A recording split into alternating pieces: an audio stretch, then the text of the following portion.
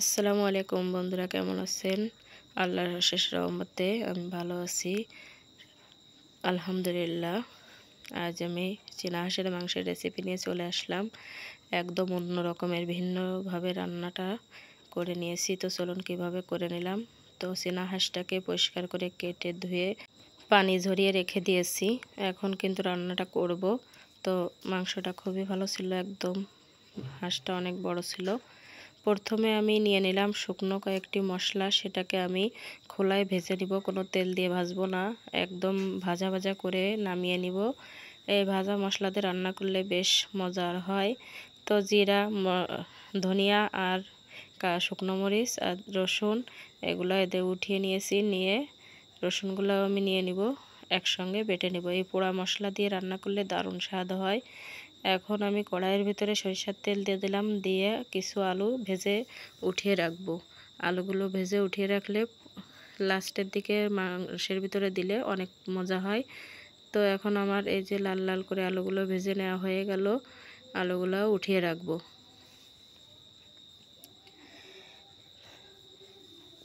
তো এখনও পর্যন্ত যে আমার ভিডিওটা দেখতেছেন, আশা রাখি যে একটা লাইক দিয়ে ভিডিওটা দেখবেন আর কমেন্টে বলবেন যে রান্নাটা কেমন হলো। তো আলুগুলো আমার উঠিয়ে নেওয়া হয়ে গেছে। এখন ওই কড়াইয়ের ভিতরে আবারও আমি একটু সরিষার তেল দিয়ে নেব। এই রান্নাটা সবসময় জন্য সরিষার তেলে করলে ভালো হয়। তো সরিষার তেলে দিয়ে আমি বেশ কিছুটা পেঁয়াজ বেরেস্তা বানিয়ে নেব। এই বেরেস্তা পেঁয়াজটা কিন্তু এই রান্নাতে অবশ্যই লাগবে, এটার জন্য টেস্টটা বেশি আসে। তো ভাজা হয়ে গেছে একদম বেরেস্তাটা, এখন এটাকেও আমি উঠিয়ে রাখতেছি। তো তারপরে আবারও সরিষার তেল দিয়ে দিলাম, তার ভিতরে মশলা ফোড়ন দিয়ে দিলাম, তেজপাতা আর এলাচ। তো ঠান্ডা গরম লেগে গলাটা একদম বসে গিয়েছে, কেউ কিছু মনে করবেন না। তারপরে দিয়ে দিলাম শুকনো মরিচটা আগে বেটে নেওয়া হয়েছিল, এই জন্য সব মশলার একই কালার হয়ে গেছে। আদা, রসুন, জিরা, ধনিয়া সবগুলো একসঙ্গে দিয়ে দিচ্ছি 2 টেবিল চামচ করে। দেওয়ার পরে এখন লবণ আর হলুদটাও কিন্তু দিয়ে দিব। দিয়ে মশলাটাকে মিডিয়াম আঁচে কষিয়ে নিব। জালটা বেশি জোরে দিচ্ছি না, মিডিয়াম আঁচেই দিচ্ছি। এখন এটা সুন্দর করে কষিয়ে কাঁচা যে গন্ধটা সেটা চলে যাওয়া পর্যন্ত আমি মশলাটাকে কষাতে থাকব। তো মশলাটার থেকে দেখুন তেল ছেড়ে দিচ্ছে। আমার গলার খুবই অবস্থা খারাপ, তবুও আজ আমি ভয়েস দিচ্ছি। তো আশা রাখবো আপনারা একটা লাইক দিয়ে ভিডিওটা দেখা শুরু করবেন। তো দেখুন মশলা থেকে বেশ কিছুটা তেল ছেড়ে দিয়েছে, হালকা একটু পানি দিয়ে আবারও একটু কষিয়ে নিব। তো মশলা কষানোর কাছেই কিন্তু মাংস রান্নার টেস্ট ভালো আসে। আর শিলে বেটে নিয়েছি সব মশলা, একটু টেস্ট বেশিই ভালো আসবে। এখন কিন্তু আমি যে মাংসটাকে পরিষ্কার করে ধুয়ে পানি ঝরিয়ে রেখেছি সব মাংসগুলো দিয়ে দিচ্ছি, দিয়ে মাংসটাকে কষিয়ে নিব। তো যদি আমার বয়সটা আপনাদের খারাপ লাগে একটু মানিয়ে নেবেন, তার কারণ আমার অনেক ঠান্ডা জ্বর রয়েছে, তবু আলহামদুলিল্লাহ কথাটা বলতে পারতেছি। এখন এভাবে করে মাংসটাকে কষিয়ে নিয়ে এই মাংসের যে পানিটা ছাড়বে, এই মাংসের পানি দিয়েই কিন্তু পুরো রান্নাটা করে নিব।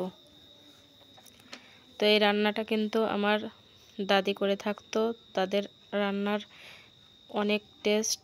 তো হাফ বেরেস্তা যে করে রেখেছিলাম সেটা বেটে হাফটা আমি এখন দিয়ে দিচ্ছি, আর কিছুটা দিব শেষে রান্নার দিকে। তো এখন দিয়ে আবারও একটু কষিয়ে নিচ্ছি। এখন ঢাকা দিয়ে রেখে দিলে কিন্তু মাংস থেকে অনেক পানি ছাড়বে। এই ছাড়া পানি দিয়েই আমি পুরো মাংসটাই কষিয়ে নেব, কোনো পানি ব্যবহার করব না এখন। তো এইভাবে কিন্তু 20 মিনিট পর্যন্ত একদম মিডিয়াম আঁচে জাল দিতে হবে, না হলে মাংসের পানি শুকিয়ে যাবে, মাংসটা সেদ্ধ হবে না। তো এখন এইভাবে করেই আমি ঢাকাটা দিয়ে রাখবো। তো ঢাকাটা দিয়ে দিলাম 20 মিনিট পর্যন্ত। এভাবে একদম ঢাকাটা উঁচু করব না, জাল হতে থাকবে। তো যখন একদম এই ঝোলটাকে শুকিয়ে পানি ছেড়ে দেবে ততক্ষণ পর্যন্ত কিন্তু রান্নাটা করব ঢাকা দিয়ে।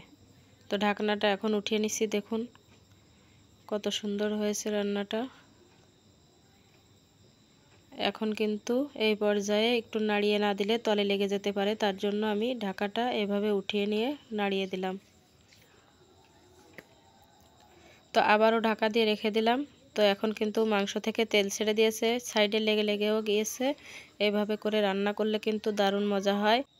এই পর্যায়ে আমি এখন মাংসের ভিতরে পানি ব্যবহার করব, পানি দিয়ে জালটা দিব। তারপরে প্রায় 30 মিনিট পর্যন্ত জাল দিতে হবে, তাহলে কিন্তু মাংসটা পারফেক্ট সেদ্ধটা হবে। অতিরিক্ত সেদ্ধ না, আমরা সবসময় বাসার যে সদস্য আছি সবার একটু হালকা শক্ত মাংসই পছন্দ, তো আমি বেশি নরম করে রান্নাটা করব না। এখন কিন্তু ঝোলের পানিটা দিয়ে দিলাম। মাশাআল্লাহ, দেখুন কালারটা কত সুন্দর আসছে। এভাবে করেই কিন্তু আবারও ঢাকা দিয়ে রেখে দেবো 30 মিনিট পর্যন্ত। তো কিছুটা টকবক করে ফুটে আসবে যখন ঝোলটা, তখন কিন্তু ভেজে রাখা আলুগুলোও দেব। আর অফ ক্যামেরায় আমি কিছুটা চুই ঝালও দিয়ে দিয়েছিলাম, যেহেতু আমার ফ্রিজে আছে।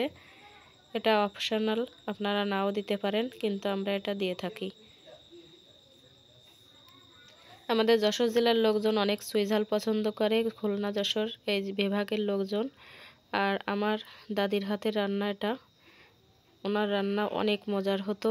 সব সময়ের জন্য যেন আমার দাদি এখন আর এই পৃথিবীতে নাই, তবুও তার কথা মনে পড়ে যায় রান্না করার সময়। খুবই সুস্বাদুভাবে তিনি রান্না করতেন।